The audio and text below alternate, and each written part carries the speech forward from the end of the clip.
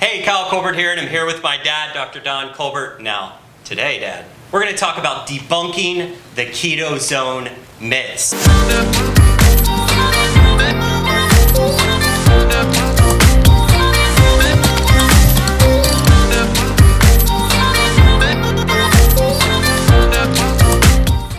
Dad, what kind of myths are out there? Well, the biggest myth, people say, I can't. It's always, I can't do the Ketozone because my doctor says ketoacidosis is dangerous. Well, first of all, this is not ketoacidosis.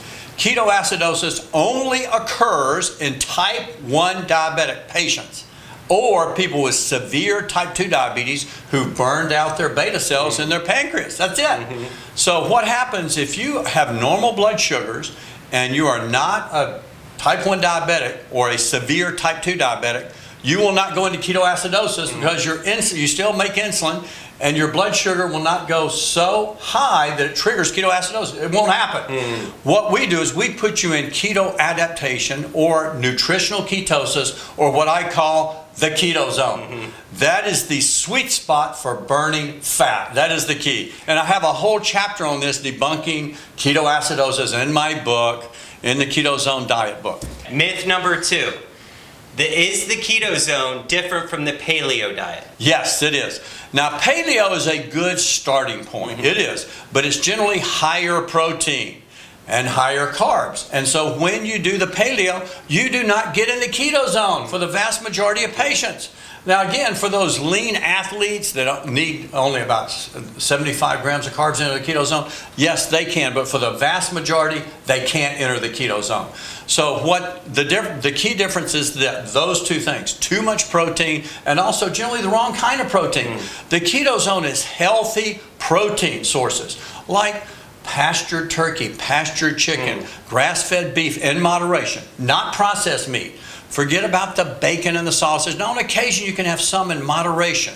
But again, we can take out the processed meats by and large because they're associated with causing cancer of the prostate, cancer of the colon, which we have epidemics of these cancers in this country. Now, also, the key thing is the healthy fats. In a lot of these diets, especially Atkins says eat all the fats you want, good and bad. Well, that's myth number 3. Okay. Is the Ketozone just the Atkins diet regurgitated? No, it's not. And I knew Dr. Robert Atkins. I used to see him at conferences back in the 90s. I'd talk to him and all at the conferences. When I had pictures with him back then. He was a famous doctor. But the Ketozone is different in that Atkins, again, the protein is a high protein diet. And the proteins generally were from unhealthy sources. Deep fried meats, as well as lots of red meat, lots of processed meats. And the fats, they'd eat slabs of cheese, they would eat all kind of saturated fats, excessive amounts of butter, trans fats, deep fried foods and things like that. This is a healthy Ketozone program where we use healthy fats, healthy proteins, and lots of green, healthy carbs. Myth number 4.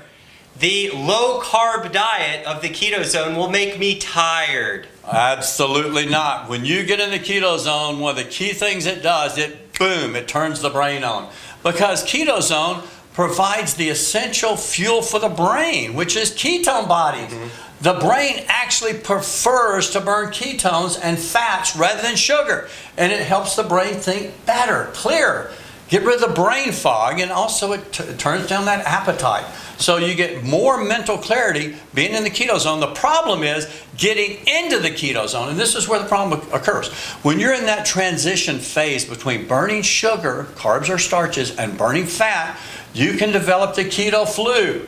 The keto flu is when you're in that transition zone or that no man's land. You don't want to stay there because when that happens, the brain, it can't totally burn fat yet. It's not used to burning ketones or fat, and it's not burning enough sugar. So what happens when people enter that, my type 2 diabetes patients and my pre-diabetics enter into that keto flu where they get tired, brain fog, headache, and forgetfulness, and they lock their keys in their car. And so what I tell them to do is instant ketones. Gets them right out of that keto flu. Or if you cheat, and all of a sudden you get all this brain fog. A lot of people, especially women, you know, they'll see a bagel or donut or cookies or brownies or Snickers bars, and they'll eat a bunch of it, and then all of a sudden they get the keto flu. And so they're in that transition phase. So once you're in the keto zone, boom, the brain is crystal clear. It feels really good. Now, if your sugar goes too low, yeah, you can get that foggy feeling. So, but once you enter the keto zone, your sugar's going to be a little lower. It's not going to be hypoglycemic, but you're just going to feel so much better with no appetite. Okay, good information. Myth number 5, the keto zone is just too expensive. I can't afford it. Keto zone is cheap because you're not eating that much protein. See, the highest cost food is usually steaks and chicken and all these meats that we eat. Men are going to eat only between 3 and 6 ounces per meal of meat. Women 3 to 4 ounces per meal, or 2 or 3 eggs, and that's inexpensive. And then vegetables are cheap, and fat is real cheap. And don't go out and get soybean oil or corn oil or all these old polyunsaturated fats. They are not healthy fats. Get olive oil, extra virgin, organic. Avocado oil, organic, as well as all these seeds and nuts. These are so healthy for you. My wife loves pumpkin seeds. I've turned on to pumpkin seeds and she loves them. It's her favorite seed. But when you have these healthy fats, realize 70% of our diet's fat.